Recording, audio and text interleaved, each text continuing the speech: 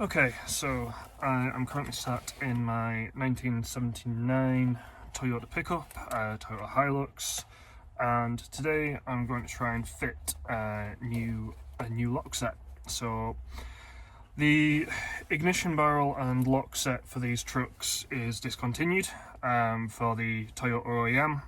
You can get some aftermarket ones on eBay, but I was never convinced with the quality, and a lot of those sets, even though they're a set, you don't get like, they're not keyed alike, so you'd still have a different key for each door or a different key for the ignition barrel, etc.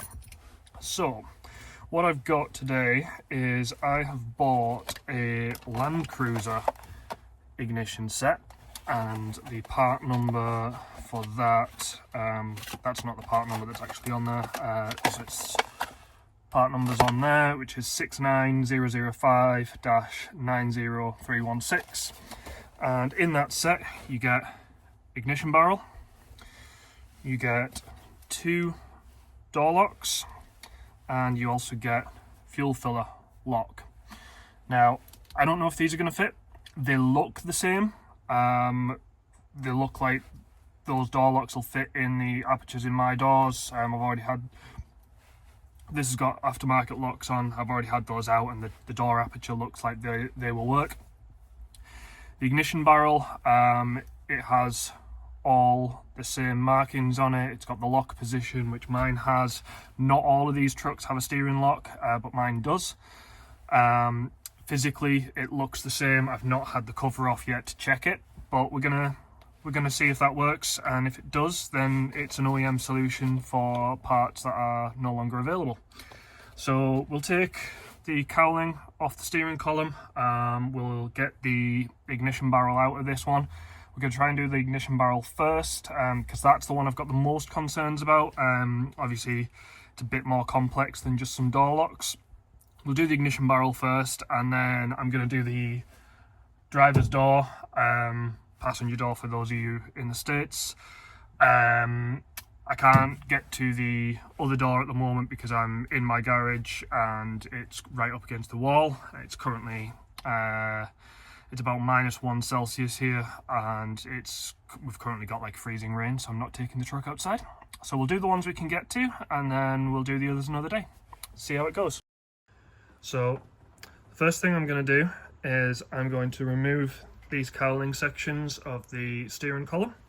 I've got the old ignition barrel in there, which you can see is quite well worn. All the markings are quite corroded and cruddy.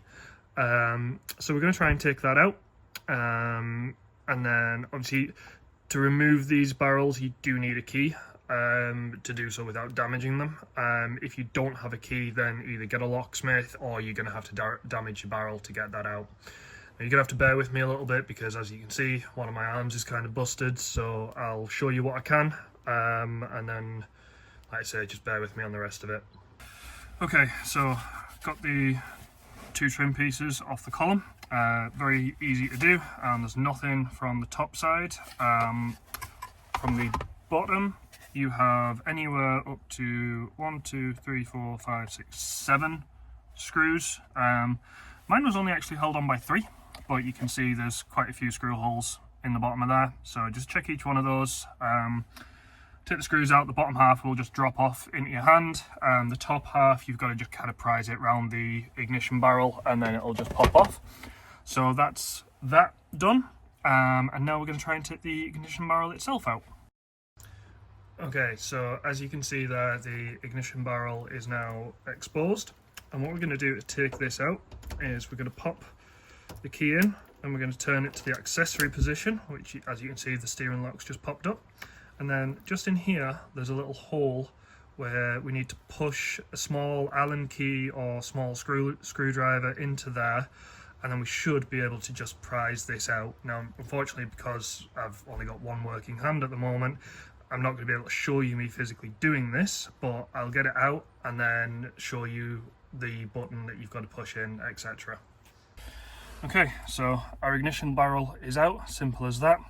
So you can just see on the top here, that that's the button that we've got to press through that hole. So I used a 2mm Allen key, and it was the perfect size just to push that button in. And then if your key doesn't come out the barrel, you could just pull on the key and the whole barrel will come out. If your key does come out the barrel, regardless of what position the key's in, as my other key does because the key's quite worn, you're going to need to just get a flat blade screwdriver and just kind of prise on this edge here against the block of the ignition barrel, the steering column rather, and then you'll be able to just slide that out. As long as the key is in that accessory position, not in the lock position, and that button gets pressed in, it should just slide straight out. So now that we've got that out, we can compare the two barrels, and they are slightly different. Sorry, I'm looking at them down here. They are slightly different. So you can see on this one, we've got this kind of big body on here, whereas it's a little bit slimmer on this one, and we've got like a flanged edge around it. Other than that, they are largely the same. Couple of slight differences in the castings, but to me, they're close enough that I'm gonna try and throw this in and see what happens. Okay, so we are 0 for 1 on the lock barrels, the ignition barrels. As you can see there, what I hadn't noticed is if you line the locking pins on both barrels up, you can see that there's quite a difference in the length of the barrel overall.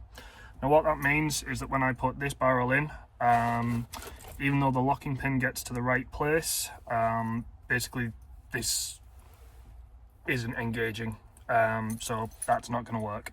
However, that's not a major problem for me, because my ignition barrel is actually okay. It's more my door locks and my fuel filler lock that is the problem. Now, ideally, yes, everything would have a matching key, but if I can have one key that does both doors and the fuel lock, and another key for the ignition, then it's not the end of the world. So I'm going to pop this door card off, and then we're going to see if the door locks will work. Okay, so we now have the door card off. I decided not to kind of talk you guys through this because there's already hundreds of videos on YouTube on how to do this on the Toyota trucks, and realistically it's very simple to do. All you've got to do is take your door hardware off. The only real complicated bit is taking this window winder off, and that is because of this spring clip, which I'm trying to show you. So that sits behind this this window winder, and you need to remove that in order to get the winder off. Now, I find the best way to do that is to use an angled pick tool like this, and you just kind of get that in behind the winder, just kind of slot it in like that, and then turn it so that you've got the hook underneath that spring clip, and then you should just be able to pull up and out. It might take a few goes, but generally this thing works quite well. So what we have here, also might sound obvious, but make sure that you've got your window up when you're trying to do this, because otherwise the window will be in the way. Now you can see there we've got the door lock in the door there. Now that's held on with a retainer plate, so what we need to do there is just get a screwdriver into that retainer plate and just kind of pull that out the way against the door lock. That should allow the door lock to then slot through the door, but what we do need to do is remove it from this rod, so I'll talk you through that once I've got this lock free. Okay, so we've got the lock out of the door. Now, as I was saying earlier, these are some weird aftermarket security locks. They're absolutely junk. If they were functional, they're probably quite a good lock because they've got a different key. It's more like a round security key, but these ones in particular are just dead. Now, as I was saying, you've got to kind of remove that retainer pin, the retainer plate there. You prise that off, and then you've got this clip that goes around the actual rod for the lock in the door. dead simple to remove that rod. All you got to do is kind of hold on to this and then push the rod away from you, and it will just pop out. You can see, let me see if I can get a better shot of that. So you can see there, the rod kind of goes into this front part at an angle, and then the length of the rod is also clipped in there. So very simple, like I say, just hold on to that and then just push the rod away from you from the inside, and that'll pop straight out. Now, to me, these look very similar. There's a bit more of a depth to that plate here, but the lock itself looks quite similar. And I think this will actually help, because these were actually a little bit too close to the door and they were causing quite a bit of friction in the lock. So I'll try and fit these ones, and then I'll let you know how we go and see if they work. Okay, so not quite a success. Well, there will be a success, but not immediately. So this piece here that I was on about being wildly different to the one on the old locks, that just wasn't going to line up with where I needed it to do. So basically that was going to mean that the rod wasn't going to connect where it needed to. So what I've done is, this is one of the new locks with the old plate from the old set of locks.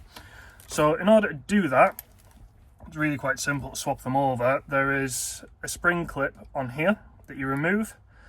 Take this plate off, do the same on the old lock, and put the plate back on there like that. Now just be really careful, because there is a spring on here and there's a copper washer. You don't want to lose either of those, and they've got a tendency, as soon as you remove that spring clip, everything can just kind of explode. And also just be really careful when you're removing and reinstalling those spring clips. It's really easy to kind of stab yourself with whatever implement you're using to remove that. I used a tiny flat blade screwdriver just to get in behind there, because none of my spring clip pliers would quite fit. But we've got that swapped over, and we're going to try that in the door now with this plate and see how we get on. That is the lock barrel now installed in the door. The retaining plate's just kind of loosely holding that in right now. It needs pressing in properly. But what we can see is, if I reach around here,